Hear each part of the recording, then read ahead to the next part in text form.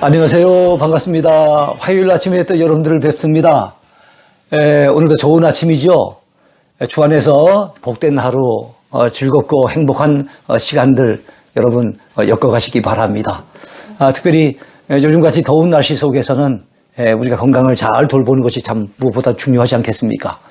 그래서 우리 육적인 건강도 잘 돌봐야 되고 우리 영적인 건강을 유지해 나가는 것도 대단히 중요한데 우리가 하나님의 말씀을 배우고 또 기도 생활에 힘쓰고 이런 것들이 우리 영적인 건강에 대단히 중요하고 또 필요합니다.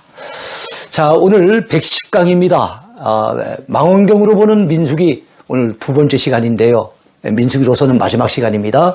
민수기에서 만나는 하나님, 이런 주제로 오늘 말씀의 은혜를 함께 나눴으면 좋겠습니다. 민수기에서 만나는 하나님, 그 하나님은 어떤 하나님이실까요? 자, 어떻게 바라보느냐 하는 것이 굉장히 중요한 것처럼 어떻게 평가하고 어떻게 말할 것이냐 하는 것도 대단히 중요한 일입니다. 그래서 사람이 어떤 매사를 바라볼 때 어떤 눈길로, 어떤 시각으로 바라보느냐, 믿음으로 바라보느냐, 아니면 믿음 없이 바라보느냐, 이것도 굉장히 중요하잖아요. 그처럼 자, 바라보고 난 이후에는 사람이 평가하게 되어 있어요. 자기가 바라본 내용에 대해서 말하게 되어 있는 거예요.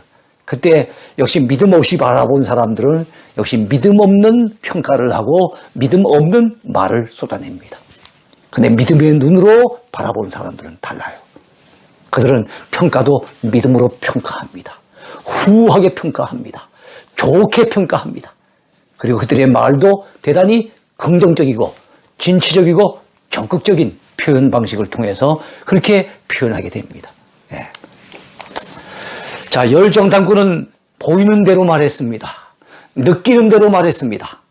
그들의 말에서 무슨 거짓말을 했던 것은 아니에요. 없는 얘기를 꾸며냈던 것은 아닙니다. 근데 왜 그들의 보고가 문제가 됐습니까? 믿음 없이 보니까 보이는 대로 말하는 거예요. 느끼는 대로 말하는 거예요. 감정대로 말했던 것입니다.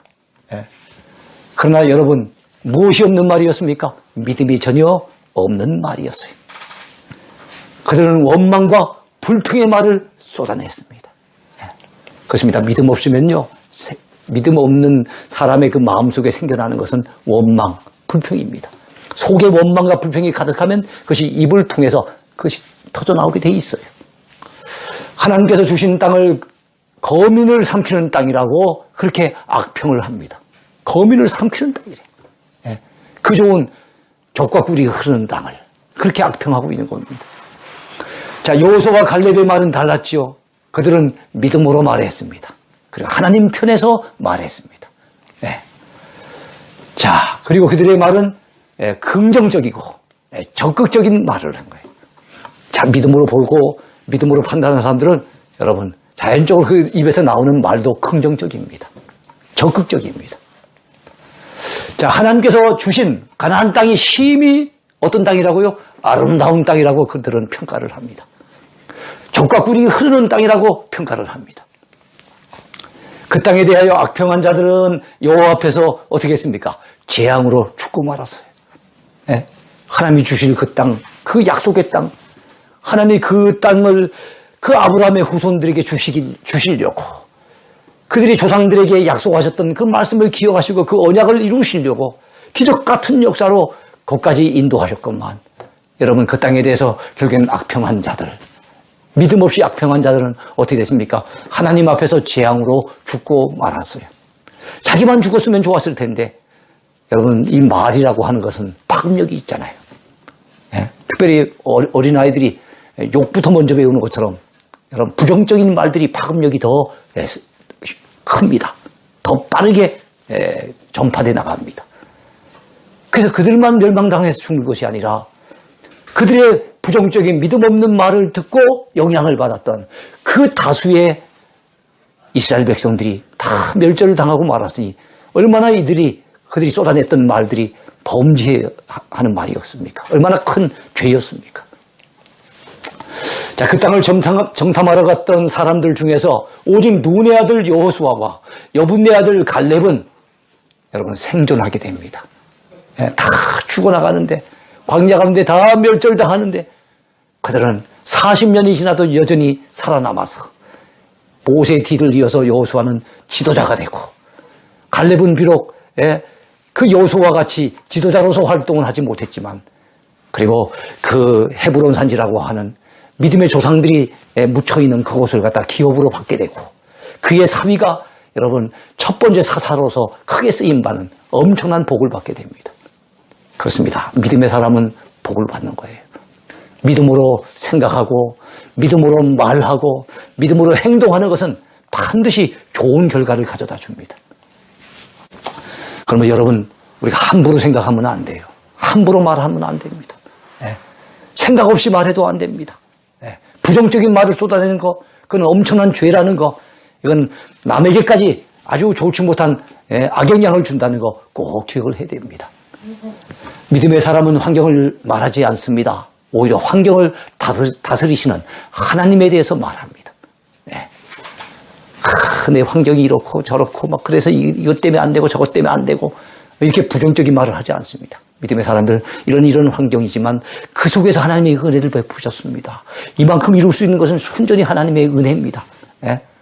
환경적으로는 너무나도 어려운 상황이었지만 그때 하나님께서 극적으로 저를 도와주셨습니다.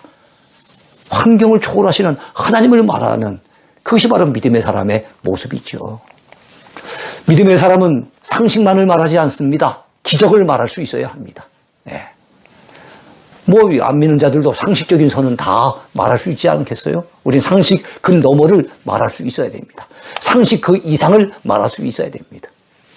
믿음의 사람은 현실과 사실의 근거에서만 말하지 말고 진리의 말씀을 근거로 말해야 됩니다. 일반인들은 현실의 근거에서 말해요. 사실의 근거에서 말을 해요. 물론 거기다가 좀 이렇게 조미료를 좀 타는 경우가 있죠. 좀 뻥튀기를 해가지고 좀 이 사실을 좀 왜곡시키는 경우도 있긴 하지만 일반적으로는 어쨌든 사실의 근거에서 현실적인 말을 하는 거예요. 엉뚱한 말을 하는 건 아닙니다. 그러나 우리 믿음의 사람들은 눈에 보이는 현실, 주어진 어떤 현실, 그리고 우리가 확인한 사실 이것만 가지고 말해서는 안 됩니다. 우리가 가진 믿음을 근거로 특별히 진리의 말씀을 근거로 말할 수 있어야 합니다. 여호수아와 갈렙이 바로 그런 사람이었어요. 믿음의 사람은 빈말을 해도 긍정을 말합니다. 농담을 해도 축복을 말해야 합니다. 8번입니다. 하나님은 이스라엘이 불순종하는 역사 가운데서도 메시아가 오실 것을 미리 예고하셨습니다. 성경이라고 하는 그 광산에 들어가면 광산 곳곳에서 심지어는 구약에서조차 우리는 메시아의 광맥을 만날 수가 있습니다. 신약은 이미 오신 메시아를 말하고 있지만 구약은 앞으로 오실 메시아, 앞으로 오실 그리스도에 대해서 미리 예고하는 예고편이 참 많습니다. 민수기에도 그런 부분이 있는 거예요. 자, 두 번째 유월절을 지키라고 민수기 9장에서 말씀하고 있습니다. 여러분, 유월절이 왜 메시아와 관련이 있을까요? 유월절을 지키게 되면 반드시 유월절 어린 양을 잡아서 그 어린 양의 피를 갖다가 여러분 이스라엘 백성들의 문지방과 그 문 임방에 바르게 돼 있어요. 그 어린 양의 피가 바로 예수 그리스도의 십자가의 속죄 피를 상징하고 예표하는 것이기 때문에 바로 예수님께서 유월절 어린 양으로 이 땅에 오셨다는 거 이거 우리가 잊어버리면 안 됩니다. 그래서 그 당시 그 어린 양의 피를 볼 때 죽음의 전사가 그 위로 지나간 것처럼 예수 그리스도의 십자가의 피를 믿는 자마다 마지막 때에 여러분 하나님의 그 무서운 심판을 피할 수가 있어요. 면제받을 수가 있는 겁니다. 그런 측면에서 유월절은 대단히 의미가 있죠. 예수님이 십자가 지신 날도 바로 유월절 날 십자가를 지셨어요. 자, 이스라엘 백성들은 출애굽하기 직전에 어디에서 첫 번째 유월절을 지킵니까? 애굽에서입니다. 애굽에서 첫 번째 유월절을 지키는 거예요. 곧 출발을 해야 되기 때문에 아주 그들은 누룩이 들어가지 아니한 빵, 무교병을 갖다 급하게 만들어서 먹고 그리고 어린 양의 피를 바르고 그래서 그 유월절을 갖다 거기서 지키고 난 직후에 그 다음에 장자들이 다 죽어나가는 그런 상황 속에 바로 왕이 떠나라고 하니까 그의 마음이 다시금 옛날로 돌아가기 전에 이때다 싶어가지고 그들은 출애굽을 감행하게 되는 겁니다. 자, 출애굽한 이후에 그들이 두 번째 유월절을 지키는데요. 그것은 바로 시내산에서 지킵니다. 시내산에서 약 10달 정도 머물렀다가 출발하기 직전에 그들은 두 번째 유월절을 지키게 되었습니다. 여러분, 유월절 어린 양은 예수 그리스도를 예피한다는 거 잊어버리지 마시기 바랍니다. 자, 노뱀을 바라보라고 하셨습니다. 여러분, 민수기의 21장에 나와 있는 노뱀 사건, 불뱀 사건이라고 볼 수도 있죠. 근데 불뱀이 물었던 사건인데, 이것을 어떻게 됩니까? 고침받기 위해서, 그 고통으로부터 벗어나기 위해서 하나님께서 모세에게 그 불뱀의 모양으로 노수로 갖다가 뱀을 만들어갖고 달라 그랬어요. 그 노뱀을 만들어서 매달았을 때 믿음으로 그것을 바라보는 사람들마다 다 고침을 받고 그 고통에서부터 벗어날 수가 있었습니다. 그래서 노뱀을 바라보는 자들이 고침받은 것처럼 여러분 십자가의 예수 그리스도를 바라보는 자들은 구원을 받을 수 있을 것을 예고하셨는데 요한복음 3장에 보면 그 말씀이 나와요. 유명한 하나님이 세상을 이처럼 사랑하사 독생자를 주셨으니 이는 그를 믿는 자마다 멸망치 않고 영생을 얻게 하려 하심이라. 바로 이 말씀 직전에 나오는 말씀이 바로 이 말씀이에요. 우리 예수님이 말씀하십니다. 모세가 광야에서 뱀을 든 것 같이, 이때 뱀이 노뱀인 거예요. 뱀을 든 것 같이 인자도 들려야 하리니, 여기서 들린다는 것은 십자가에 높이 매달리신다는 것을 얘기하는 거예요. 인자도 들려야 하리니 라고 하시면서 바로 그 예수님을 바라보고 믿는 자마다 영생을 얻게 될 것을 우리 주님은 말씀하셨어요. 그러니까 민수기 21장에 나오는 이 노뱀 사건도 결국에는 십자가에 매달리신 예수 그리스도를 예표하는 것이다, 이렇게 볼 수 있습니다. 자, 민수기를 통해 알 수 있는 하나님은 어떤 분이실까요? 이것이 오늘 강의의 초점입니다. 민수기에서 여러분 백성들이 결국에는 불순종하게 되고 결국에는 실패하잖아요. 그래서 광야에서 이스라엘 백성들이 불순종하다가 실패하는 내용, 이 실패 기록이 민수기인데, 그럼에도 불구하고 민수기를 통해 우리는 하나님의 은혜를 발견할 수 있고 하나님이 어떤 분인 것을 우리는 발견하게 됩니다. 깨우치게 됩니다. 그 다음 민수기에 나타나신 하나님은 어떤 분이실까요? 첫 번째, 하나님은 인도자 하나님이십니다. 하나님은 이스라엘 백성들을 애굽에서 인도하여 내신 하나님이세요. 애굽 땅 종되었던 집에서 인도하여 내셨다고 우리 하나님께서는 십계명 서문을 비롯해서 곳곳에서 말씀하셨습니다. 그 다음에 여러분, 모세라고 하는 대리자를 통해 주의 백성 이스라엘을 인도하셨습니다. 그 다음에 여러분, 말씀이라고 하는 매개체를 통해 주의 백성 이스라엘을 인도하셨어요. 그런 말씀이 여러 군데 나오지요. 그렇습니다. 우리 하나님은 인도자세요. 그리고 우리 하나님은 구름기둥, 불기둥이라고 하는 상징물을 통해서 주의 백성 이스라엘을 인도하셨습니다. 우리 하나님은 인도하시는 하나님이세요. 꼭 목자와 같은 분이죠. 목자가 양떼를 인도하듯이 우리 하나님이 인도하신 거예요. 다만 사람의 눈에 보기에는 하나님은 안 보이시는 분이니까 사람의 눈에 보기에는 하나님을 대신해서 바로 그 대리자 모세가 목자처럼 이스라엘 백성들을 이끌어 갔지만 그 배후에는 누가 역사하시는 겁니까? 하나님이 역사하신 거예요. 우리 하나님은 인도자십니다. 자, 하나님은 질서의 하나님이신 것을 또한 민수기를 통해서 배우게 됩니다. 하나님 질서를 대단히 중요하게 여기십니다. 이스라엘 백성들의 수를 헤아려 여러분 인구조사를 하게 하시죠. 그냥 되는 대로 몇 명 되든 그냥 행군하도록 내버려두지 않으셨어요. 머물러서 다시 출발할 때는 인구조사를 하시는 거예요. 여러분이 주일학교 교사들 같으면은 애들 데리고 소풍 간다고 생각해 봅시다. 요즘은 코로나 때문에 참 소풍 가기도 어려운 이런 시기지만 소풍을 갈 때 여러분 어떻게 하겠어요? 그 아이들 머리수 세야 됩니다. 차에 탄 아이가 몇 명인지 소풍에 참여하는 애가 몇 명인지 분명히 세봐야 됩니다. 그리고 돌아올 때는 또다시 머리수를 세봐야 됩니다. 그래갖고 그 수가 맞는지 안 맞는지 확인해 봐야 되는 거예요. 하나이라도 혹시나 없다고 한다면 어떻게 되겠어요? 큰일이잖아요. 그래 어쨌든 우리가 움직이면은 인원을 세봐야 되는 거예요. 우리 하나님께서도 적은 인원 아니잖아요. 남자 장정만 60만이 넘는 그 많은 사람들인데도 불구하고 중요한 움직임이 있을 때마다 인구조사를 시키시는 거예요. 그만큼 우리 하나님은 철저하게 질서의 하나님이시라는 겁니다. 진을 편성하고 그리고 난 다음에 행군 순서까지도 정해주셨어요. 어느 지파가 어떻게 하고 그 다음에는 또 어떤 지파가 어떻게 하고 하는데 민수기 2장에 보면 동쪽에 진을 편성하는 동쪽에 이렇게 텐트를 치는 진을 치게 되는 그 지파는 유다 지파, 이사갈 지파, 스불론 지파입니다. 동유이스. 서해 무베, 서쪽에 에브라임 지파, 므낫세 지파, 베냐민 지파가 진을 치게 됩니다.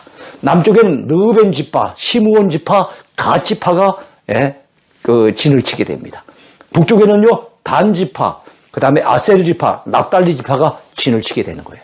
그리고 그 군기는 어디에 꽂히느냐 하면은 동쪽엔 유다 지파, 서쪽엔 에브라임 지파, 남쪽엔 르벤 지파, 그 다음에 북쪽엔 단 지파가 중심 지파가 돼서 군기가 거기 꽂히게 됩니다. 이런 것까지도 하나님이 다 정해 주셨어요. 법궤는 아무나 매면 안 되는 겁니다. 레위 지파가 매되 레위 지파 중에서도 고핫 자손, 레위의 아들 고핫의 후손들인 고핫 자손들만이 매게 하는 거예요. 그리고 이걸 수레에 싣거나 해도 아니고 반드시 매야 되는데 그것도 고핫 자손들이 매도록 하나님이 그렇게 만드신 거예요. 그만큼 하나님은 질서의 하나님. 여러분 질서 있게 움직이려면 지도자의 말을 좀 잘 따라야 되죠. 지도자의 말을 잘 따르지 않으면 그거는 결과는 무질서와 혼돈을 가져올 수밖에 없는 거예요. 그래서 지도자를 중심으로 움직여야 하기 때문에 하나님께서 모세의 리더십을 훼손하는 것을 절대로 용납하지 않으셨어요. 모세를 하나님이 주의 종 리더자로 만드셨는데 형이라고 해갖고 아론이 자꾸만 모세에게 한마디 하고 그 다음에 누나라고 해가지고 미리암이 나는 미리 아는 사람이라고 미리암이라고 해가지고 그 자꾸만 모세에게 한마디 하고 그러니까 이게 리더십이 안 서잖아요. 그래서 하나님께서 이 아론과 그 미리암에게 징벌을 내리십니다. 특별히 미리암에게는 어떻게 됩니까? 나병이 났어요. 모세가 하나님 앞에 간절히 기도함으로 결국에는 고침을 받았지만 하나님께서는 하나님이 세우신 리더십을 훼손하는 것을 절대로 용납하지 않으세요. 그만큼 우리 하나님은 질서의 하나님이신 거예요. 16장에서는 고라라고 하는 사람이 나도 레위 지파인데 너희들만 무슨 리더가 되고 너희들만 지도자가 돼야 될 이유가 있느냐라고 하면서 고라가 모세의 그 어떤 리더십에 도전을 합니다. 이때 하나님께서 무섭게 진노하시는 것을 볼 수가 있어요. 17장에서는 그 여러 지파가 참여를 했지만 결국에는 아론의 지팡이에 싹이 나게 하심으로써 하나님께서 누구 편에 서 계시는지를 분명하게 보여주시고 알려주셨습니다. 여러분, 그 다음에 안식일에 일을 하는 사람들 돌로 치게 하셨어요. 하나님은 안식일도 제멋대로 행하고 하나님 원치 않으세요. 하나님 질서의 하나님이기 때문에 하나님은 하나님께서 명하신 대로 안식일 날은 다 가지런하게 안식일을 지킬 수 있도록 그날은 일을 쉬면서 하나님 앞에 온전히 예배할 수 있도록 하나님이 이렇게 만드신 거예요. 그러다가 여러분 안식일에 결국에는 일을 하는 사람이 있었잖아요. 나무하러 간 사람이 있었을 때 하나님의 징벌로 말미암아 그들이 결국에는 돌로 쳐서 죽게끔 되어지는 것을 우리가 볼 수가 있습니다. 안식일에는 절대 일하지 못하게 하셨어요. 왜요? 안식일은 우리 하나님께서 거룩하게 하신 날이기 때문에 다시 말하면 다른 날과는 구별해 놓으신 날이기 때문에 거룩하게 지켜야 했던 거예요. 요즘으로 친다면 주일은 성수해야 되는 겁니다. 거룩할 성자에다가 지킬 숫자, 거룩하게 지켜야 되는 거예요. 내 마음대로 주일을 갖다가 자기 마음대로, 자기 방식대로 지키면 안 되는 겁니다. 우리가 그날은 하나님 앞에 예배하는 날로, 또 세상 일들은 쉬는 날로 그래야 됩니다. 등산 가고, 궤 모임 가고, 친척 모임 가지고, 여행 가고, 이런 식으로 해갖고, 이 주일 성수가 희미해지는 것, 우리 하나님은 원치 않으세요. 아론의 후손으로만 제사장직을 세습하게 하셨습니다. 아무나 제사장이 되지 못하게 하신 거예요. 자, 이 모든 일들은 다 하나님께서 질서를 참 중요하게 여기시는구나. 이것을 우리에게 보여주신 사건이라고 볼 수 있습니다. 자, 우리 하나님은 또 어떤 분이십니까? 우리에게 복 주시기를 기뻐하시는 하나님이라는 사실을 우리는 알아야 합니다. 여러분, 대제사장 축복문이라는 것이 있어요. 민수기 6장에 나오는 겁니다. 하나님께서 바로 아론과 그의 후손 제사장들이 백성들을 위해서 이렇게 빌어주라고, 이렇게 복을 빌어주라고 바로 축복을 명하신 그런 내용이 나와요. 그거를 대제사장 축복문이라고 얘기를 합니다. 하나님께서는 대제사장 아론과 그의 아들들에게 백성들을 위해서 축복하도록 분명히 명하셨어요. 그 이유는요, 하나님은 주의 백성들이 복받으며 살기를 원하셨기 때문에 그렇습니다. 예.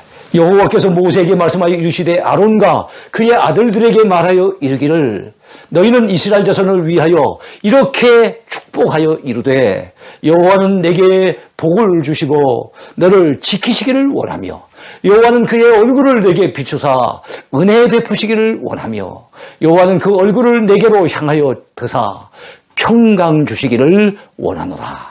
하나님은 대제사장들에게 백성들을 위해서 축복해 주라면서 축복해 줄 때 축은 빌 축자입니다. 복을 빌어주라는 거예요. 복을 위해서 기도해 주라는 겁니다. 그런데 그 가운데 중요한 것이 무엇입니까? 복, 은혜, 평강입니다. 그렇습니다. 우리는 복 받아야 됩니다. 은혜 받아야 됩니다. 하나님 앞에 평강을 누려야 합니다. 우리 하나님은 우리가 복 받기를 원하시는 분이시고 우리가 은혜 받기를 원하시는 분이고 우리에게 평강이 필요하다는 것을 우리 하나님은 너무나도 잘 아시는 분이세요. 그래서 이같이 내 이름으로 즉 하나님의 이름으로 이스라엘 자손에게 축복할지니 내가 그들에게 복을 주리라. 하나님이 그냥 복 주실 수도 있었지만 바로 제사장 직분자를 세워서 그들로 하여금 백성들을 위해서 복을 빌어주도록 한 거예요.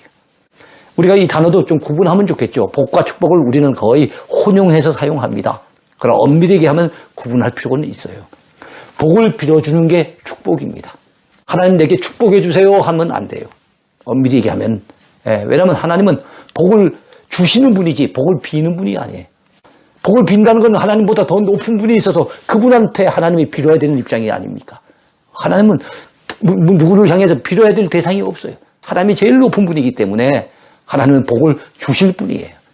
복을 비는 것은 제사장이 빌고 부모가 자식을 위해 빌고 목회자가 성도들을 위해 빌고 그거는 복을 빌 수가 있는 겁니다. 이 복을 비는 걸 축복이라고 하는 것이고 그래 축복은 인간이 축복하는 것이고 우리가 서로 축복하는 것이고 복을 주신 분은 하나님이라는 거 기억하시기 바랍니다. 하나님은 사람의 말을 주목하여 들으시고 갚으시는 하나님이라는 사실을 또한 우리는 이 민수기를 통해서 알 수가 있어요. 다베라에서 백성들이 악한 말로 원망하는 말을 들으시고 하나님이 진노하셨어요. 하나님은 불평하며 원망하는 거 기뻐하지 않으세요. 반드시 징벌하십니다.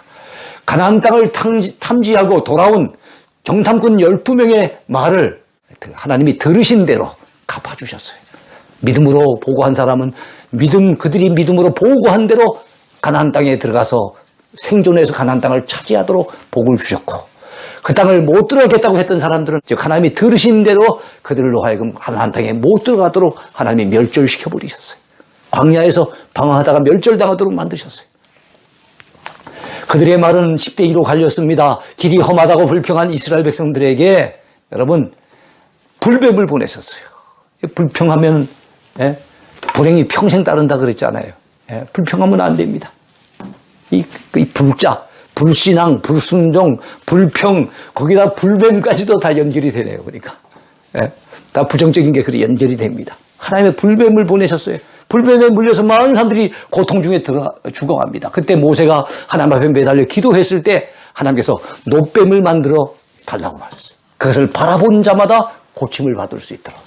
근데 믿음으로 바라본 사람들은 고침을 받고 에이고 그걸 바라본다고 고쳐지나 약을 갖다 주든지 뭔가 치료를 갖다 치료제를 줘야 되지 그걸 바라본다고 해결책이 되느냐고 이렇게 불평하며 원망했던 사람은 역시 고침받지 못하고 죽었습니다. 하나님은 우리에게 믿음을 요구하시는 하나님이세요. 우리 하나님은 우리에게 믿음을 요구하세요. 이스라엘 백성들이 어느 때까지 나를 믿지 않겠느냐고 책망하셨어요. 하나님께 대한 믿음으로 행동한 갈렙과 여호수아를 여러분 어떻게 생존하게 만드셨어요. 믿음을 우리 하나님 그렇게 귀히 보신 거예요. 무리바 물 사건에서 모세와 아론이 하나님을 믿지 아니하였다고 해서 그들을 가나안 땅에 들어가지 못하도록 조치하셨어요. 안타깝죠. 사실 모세와 아론은 참 가나안 땅에 얼마나 들어가고 싶었겠습니까?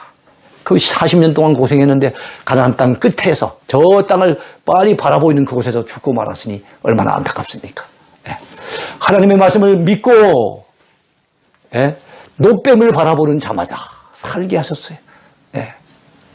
그 하나님은 믿음을 귀히 여기신다는 것. 우리의 믿음을 보신다는 거 이거 기억해야 됩니다. 여섯 번째, 민수기에서 만나는 하나님, 어떤 하나님이십니까? 하나님은 은혜의 하나님이 되세요. 여러분, 배고픈 백성들을 위해서 만나와 매출하기를 예비하신 분이 누구십니까? 우리 하나님이세요. 자, 목마른 백성들을 위해 반석의 생수와 불엘의 우물물을 허락하신 분이 누구십니까? 우리 하나님이신 거예요. 여러분, 얼마나 우리가 목이 마릅니까? 때로는 우리 육체적으로도 목마른 계절에 살고 있지만 때로는 우리가 영적으로도 목마를 때가 많잖아요. 우리에게 시원한 생수를 주실 분 누굽니까? 성령의 생수를 주실 분 우리 하나님밖에 없음을 믿으시기 바랍니다. 자, 오살자를 위해, 즉 실수로 고의로 사람을 죽인 게 아니라 고의로 죽였다면 고살자라고 합니다. 잘못해서 실수로 갔다가 살인하게 되는 사람을 오살자라고 그래요. 원래 의도는 없었잖아요. 실수로 그렇게 한 건데 그 사람을 사형에 처하면 안 되잖아요. 그래서 오살자를 위해 도피성을 예비하게 하신 우리 하나님. 참 하나님은 얼마나 세밀하신지 몰라요. 그리고 얼마나 은혜로우신지 몰라요. 도피성은 요단강 동편에 세 곳을 지정하셨습니다. 요단강 서편에도 세 곳을 지정하셨습니다. 만 도피성이 한 군데밖에 없다고 한다면 전국에서 멀리 있는 사람들이 도피성까지 도망오기가 얼마나 힘들겠어요. 자, 모압왕 발락과 타락한 선지자 발람이 선민 이스라엘을 저주하려는 시도를 꺾어버리셨어요. 감히 택한 백성을 저주하지 못하도록 하나님이 막으셨어요. 심지어는 그를 막기 위해서 나귀를 사용하셔서 나귀가 말을 하는 겁니다. 여러분, 성경에서 동물이 말하는 경우 잘 없어요. 창세기에 뱀이 와가지고 아담 하와를 꿰일 때, 하와와 더불어 얘기할 때 그때 말을 하죠. 그 다음에 이때 나귀가 발람을 막 책망할 때 그때 말을 하는 거예요. 이 나귀를 사용하셔서까지 발람을 책망하셨습니다. 그래서 감히 이스라엘을 향해 저주하지 못하도록 하셨어요. 그만큼 우리 하나님은 은혜로우신 하나님이세요. 여러분, 민수기를 요약하겠습니다. 우리 어제 오늘 이틀 동안 민수기를 살펴봤습니다만 백성의 수를 헤아린 기록이라고 민수기라고 하는 말이 붙어 있긴 하지만 사실은 광야에서의 이스라엘 백성들의 불순종과 그로 말미암은 실패, 이것이 바로 민수기의 주제라는 사실을 우리는 알았습니다. 자, 이 세상은 광야와 같습니다. 이스라엘 백성들에게 광야길을 걷게 하신 하나님께서는 오늘 우리들에게도 광야 같은 세상을 허락하셨습니다. 여러분, 척박한 환경 속에 살아가는 나그네의 인생길에서 우리는 자칫하면 시험에 들어 원망과 불평을 쏟아내기가 쉽습니다. 민수기에서 자주 발견되는 단어, 그것이 원망 그리고 불평이었습니다. 그 결과는 어떠합니까? 하나님의 징벌로, 하나님의 진노로 말미암아 이스라엘 백성들이 결국에는 다 멸절을 당하는, 결국에는 불행의 늪에 빠져버리는 끔찍한 결과를 낳고 말았어요. 그래서 우리는 참 믿음으로 생각하는 거 굉장히 중요합니다. 믿음으로 말하는 거 엄청 중요합니다. 우리 모두는 믿음의 사람이 돼야 돼요. 자, 특히 믿음이 없어서 눈에 보이는 환경만 바라보는 자는 쉬 낙심할 수 있게 될 겁니다. 좌절하기 쉬울 겁니다. 사탄은 우리에게 다가와서 시험하고 우리의 눈길을 하나님께로부터 멀어지게 만들어서 사람 바라보고 실망하게 만들고 그리고 환경 바라보고 형편 바라보고 낙심하도록 그렇게 만들려고 합니다. 우리의 삶에 표대를 흔들어 놓을 때가 많아요. 이스라엘 백성들의 표대가 어디였습니까? 가나안 땅이었잖아요. 그런데 그 백성들의 다수가 가나안 땅에 안 들어가겠다고, 못 들어가겠다고 그런 얘기를 하는 걸 보면은 사탄이 얼마나 그들의 마음을 흔들어 놓았는가 하는 것을 알 수가 있죠. 여러분, 표대를 잃어버리면, 삶의 방향을 잃어버리면, 내 인생의 목표를 잃어버리면 여러분, 우리는 방황할 수밖에 없어요. 그리고 그 끝은 결과적으로는 불행해질 수밖에 없는 겁니다. 우리는 표대를 놓쳐버리면 안 됩니다. 이스라엘 백성들에게 있어서 광야는 지나가는 여러분 과정일 뿐이에요. 목적지가 아니에요. 과정에는 좀 힘들더라도 하나님이 나를 연단하시고 훈련하신 과정이겠거니 하고 우리가 믿음으로 이어내야 됩니다. 광야에서 일평생 살라고 영원토록 살라고 하나님이 말씀하신 것 아니에요. 광야는 지나가는 과정일 뿐 하나님이 예비하신 목적지는 가나안 땅이에요. 광야는 좀 힘들고 어려워도 조금 있으면 믿음으로 걸어가면 가나안 땅에 들어갈 수 있으니 광야에서 힘들고 어렵더라도 이스라엘 백성들은 참아야 했어요. 그들은 불평과 원망을 쏟아내기보다는 힘들고 어려울 때 주님을 의지하고 더욱더 기도하면서 이겨내야 됐던 거예요. 그렇게 하지 못했던 것, 그중 결과적으로는 믿음이 없었기 때문입니다. 그들이 믿음의 눈으로 하나님을 바라보고 의지하며 가나안 땅에 대한 분명한 목표의식을 가지고 있었다면 다가오는 시험을 얼마든지 이겨낼 수 있었을 겁니다.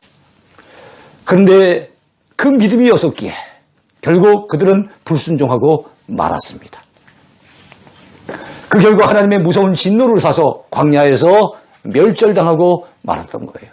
이게 바로 민수기가 우리에게 전해주는 슬픈 이야기예요. 그리고 이 하나님의 말씀은 오늘 우리에게 왜 존재합니까?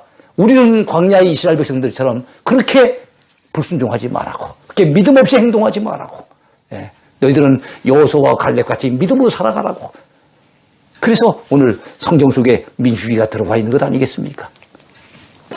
고린도전서 10장에서 사도 바울은 오늘 우리들에게 말합니다. 광야에 이스라엘을 본보기로 삼고 거울로 삼으라고 말씀하고 있는 거예요. 그렇습니다. 광야의 이스라엘을 우리는 본보기 삼아야 됩니다. 거울로 삼아야 됩니다. 그들 가운데 어떤 사람들이 원망하다가 멸망시키는 자에게 멸망하였나니 너희는 그들과 같이 원망하지 말라. 고린도전서 10장에 보면 너희는 그들과 같이 시험하지 말라. 너희는 그들과 같이 우상 숭배하지 말라. 그런 표현들이 계속 나와 있어요. 그렇습니다. 광야의 이스라엘은 우리에겐 거울이에요. 여러분 성경 가운데는 좋은 본보기도 있고 나쁜 본보기도 있어요. 민수기에 나타난 다수의 내용들은 나쁜 본보기예요. 우리가 좋은 본보기로 삼을 사람은 바로 여호수아와 갈렙. 우리는 여호수아와 갈렙을 좋은 본보기로 삼아서 오늘도 주 안에서 멋지게 승리하고 우리의 남은 생애를 믿음으로 그렇게 달려가는 저와 여러분 모두가 됐으면 좋겠습니다. 감사합니다. 오늘 강의 여기까지입니다.